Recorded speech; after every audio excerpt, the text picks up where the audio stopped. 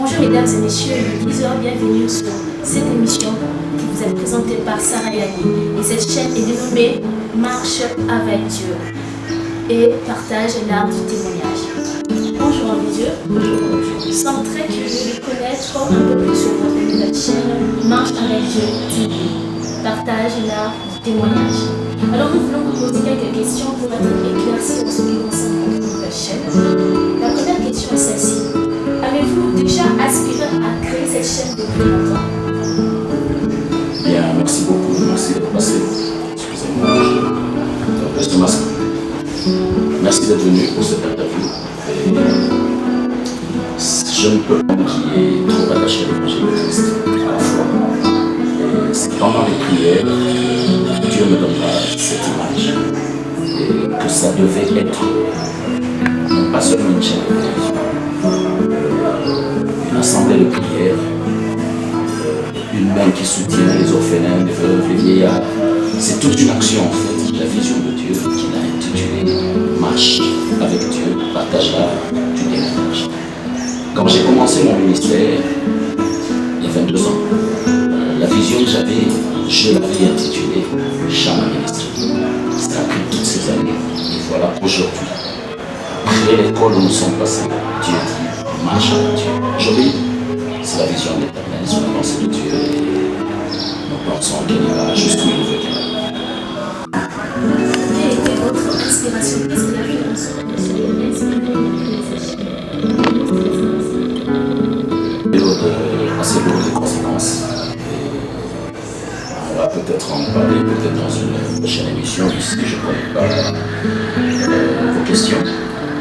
Mais sortant de cette école, j'ai été inspiré par la parole de Dieu qui dit « Je vous envoie porter l'évangile de Christ jusqu'aux extrémités de la terre ». C'est souvent mal interprété dans les églises. Les gens pensent que porter l'évangile de Dieu aux extrémités de la terre, il faut voyager. Non. Même l'homme le plus riche du monde peut faire 10 ans. Il y a des endroits de ce monde qui ne connaîtra pas. Ça veut dire tout simplement que Dieu, dans sa grande sagesse, savait qu'il donnerait aux gens les moyens, comme ce support, pour porter l'évangile vers le lieu que nous ne connaissons pas. Nous n'avons pas besoin de prêcher l'évangile et chercher à avoir des signes pour nous vanter d'avoir fait des miracles, d'avoir amené telle personne à la foi. Ce n'est pas ça notre mission. Notre mission est de porter le message de Dieu. À Dieu et au Saint-Esprit de toucher les cœurs et de transformer. Alors ce support est un support qui porte un message vers des nations que je connais pas, vers des extrémités que peut-être je ne visiterai jamais jusqu'à la fin du jour. Je ne partagerai pas. Mais l'évangile sera porté dans les hôpitaux, dans les prisons, à des personnes en situation très difficile qui n'ont pas de solution. Nous prêchons seulement, nous portons le message. Mais le message a une puissance de Dieu pour guérir, pour délivrer, pour sauver, pour ouvrir les yeux. Donc c'est ça la vision en fait. Atteindre les extrémités de la terre sans savoir où et qui. Le miracle qui se fait est pour la gloire de Dieu, pas pour notre gloire.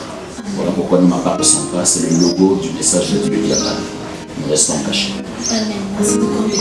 Une autre question que je voulais vous poser, pourquoi ce n'était pas Évangélisation TV, mais pourquoi c'est Marche avec Dieu? Vous savez, évangéliser, c'est bien. C'est une chose extraordinaire. Mais ça n'a pas autant d'impact que la marche avec Dieu. Celui qui reçoit Christ ne le reçoit pas physiquement. Il le reçoit spirituellement. Et celui qui a reçu l'Esprit de Dieu, l'Esprit influence la chair, donc conditionne la marche. Il est écrit dans la Bible. Il arrivera un moment où non pas votre volonté, mais la volonté de Dieu. L'Esprit vous saisira, il vous séduira et vous transportera jusqu'aux extrémités de la terre.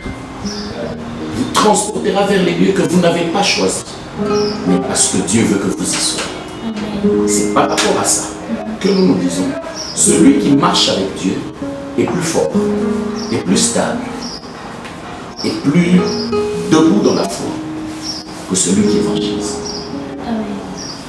Donc voilà pourquoi, en toute chose, marche avec Dieu. Dans les études, marche avec Dieu. En famille, marche avec Dieu. Au travail, marche avec Dieu. Dans tout ce que vous faites, marche avec Dieu. Parce qu'on ne voudrait pas dire marcher avec Dieu. Pourquoi? Marcher avec Dieu, c'est un champ grand qui est vague. Et il y a des gens qui peuvent recevoir le message et dire ça me concerne. Mais nous précisons marche avec Dieu parce qu'il s'agit d'un individu. Ça cible une personne.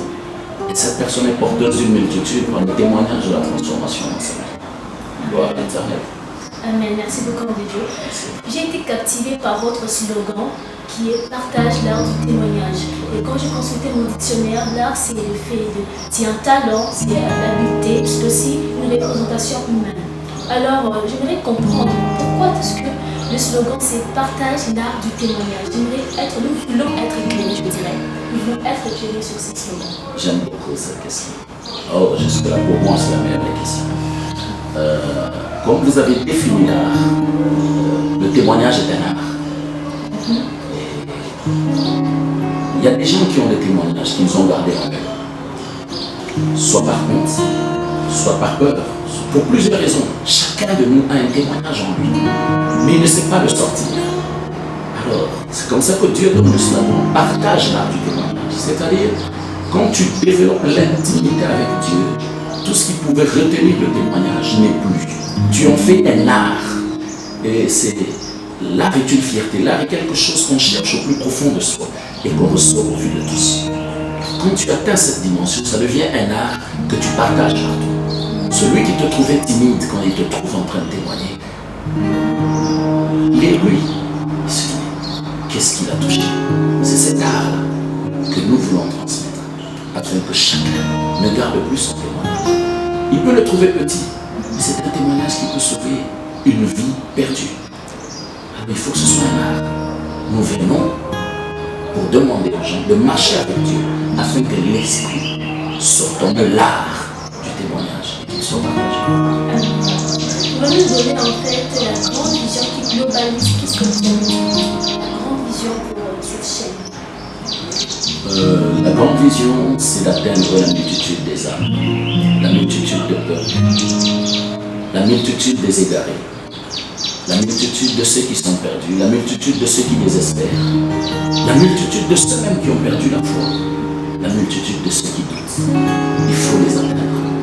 La vision, c'est de pouvoir ramener toutes ces âmes à l'Éternel. Comme Dieu dit il a dit à Jonas, il a dit à Paul. Il a dit à plusieurs personnes dans la Bible, parlez, ne vous taisez pas, n'ayez pas peur, parce que j'ai un peuple nombreux dans cette ville. Nous, il ne s'agit pas d'une ville. Pour nous, il s'agit de toute la terre. Nous devons parler de la part de l'Éternel pour que les gens apprennent à marcher avec lui et développent cet art, qu'ils le sortent pour que leur témoignage suscite la foi là où nous ne sommes pas. Oui. La vision, c'est de faire de toutes les nations le grand peuple de Dieu, l'avènement du Christ et le salut. Merci beaucoup. Vous entendons parler, nous voilà que vous avez la soif en ce qui concerne les âmes. Ce sont ce genre de choses que le Seigneur cherche chez ses serviteurs, je dis. Et je voulais un peu savoir sur les programmes prévus, les programmes importants prévus pour cette chaîne. Concernant les programmes, nous partons d'abord d'une chaîne qui est encore sur les réseaux sociaux.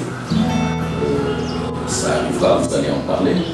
Je suppose que dans vos questions c'est prévu. Mais la vision de Dieu, c'est de finir par construire un grand bâtiment qui aura un lieu de prière, qui aura l'espace d'une chaîne de télévision qui passe sur les médias, une chaîne ordinaire, pas seulement sur les réseaux sociaux, qui aura des bureaux qui gèrent les actions de Dieu. Comme on a dit tout à l'heure, soutenir les veuves, les orphelins, construire les écoles, les hôpitaux, peut-être des centres médicaux, des actions qui aident ceux qui ont la force de faire un champ, qui n'en ont pas les moyens, leur apporter une terre et les moyens de commencer.